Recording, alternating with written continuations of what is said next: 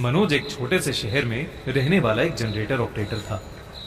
वो अपने छोटे से शहर का एक लौता जनरेटर ऑपरेटर था और इसीलिए हर शादी में शहर वाले मनोज को ही बुलाया करते थे। एक रात जब मनोज एक शादी से अपना काम खत्म करके घर वापस लौट रहा था, तब अचानक ही उसे गांव की नदी के पास बैंड बाजे की आवाज आने लगी।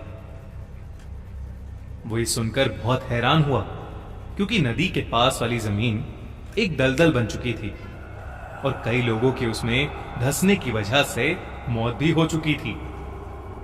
मनोज ने अपनी साइकिल घुमाई और नदी के पास देखने गया कि आखिरकार इतनी रात गए किसकी बारात इतने खतरनाक रास्ते से जा रही थी। मनोज जैसे ही नदी के पास पहुंचा, उसकी आंखें फटी की फटी रह गईं। उस नदी के पास एक बारात जा रही थी।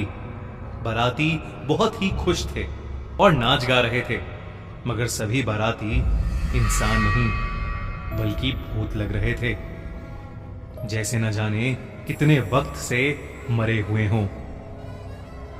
किसी की स्किन सड़ी हुई थी तो किसी की आंखें गायब थीं और उस बारात का दूल्हा सबसे डरावना लग रहा था। मनोज ये सब देख ही रहा था कि अचानक ही उसकी आंखों के सामने नदी के पास वाली जमीन धंस गई। वो जमीन जिस पर दूल्हा खड़ा था, ये देखते ही मनोज की चीख निकल गई और सभी बारातियों का ध्यान मनोज पर चला गया। जमीन धंसने की वजह से दूल्हा नदी में गिर चुका था और बाकी के भूतिया बाराती जब दूल्हे को बचाने आगे बढ़े तो जमीन और धंसती चली गई और देखते ही देखते बारात के सभी आदमी उस नदी में गिर गए। इतना बड़ा हादसा सिर्फ कुछ ही मिनटों के अंदर अंदर हो चुका था और ये सब देखकर मनोज अब बहुत ज्यादा डर गया था।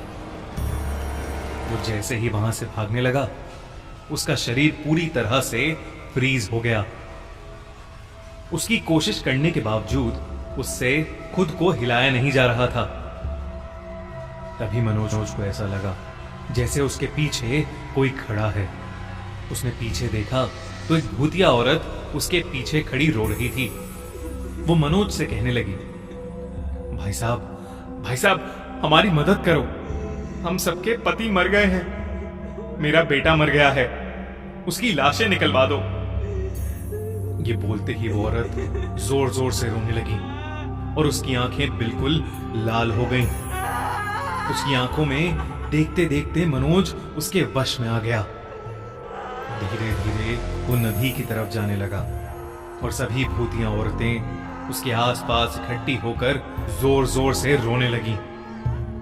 मनोज नदी में कूदने ही वाला था कि उसका बड़ा भाई दौड़ता हुआ आया और उसने मनोज के ऊपर एक राख जैसी चीज डाल दी।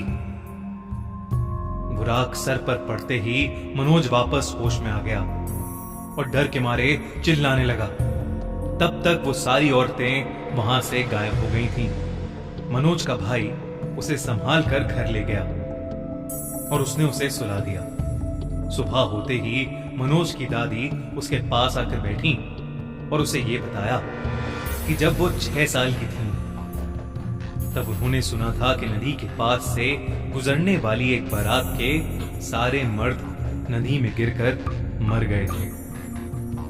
उसके बाद से जो भी लोग रात के समय उस नदी से गुजरे, उनमें से न जाने कितने लोगों ने नदी में कूदकर अपनी जान दे दी और इसीलिए वहां के लोग रात में उस नदी का रास्ता नहीं लेते। मनोज के बड़े भाई ने अपनी दादी को पहले ही बता दिया था कि मनोज के लौटने वाले रास्ते के बीच में वो नदी पड़ेगी और इसलिए उसकी दादी ने मनोज को बचाने के लिए उसके भाई को वहां पहले ही भेज दिया था। उस दिन के बाद मनोज फिर कभी उस नदी के आसपास भी नहीं भटका। क्या आप भी मनोज की तरह लाइफ बजरंग बली के भक्त हो तो वीडियो को लाइक और चैनल को सब्सक्राइब जरूर करें।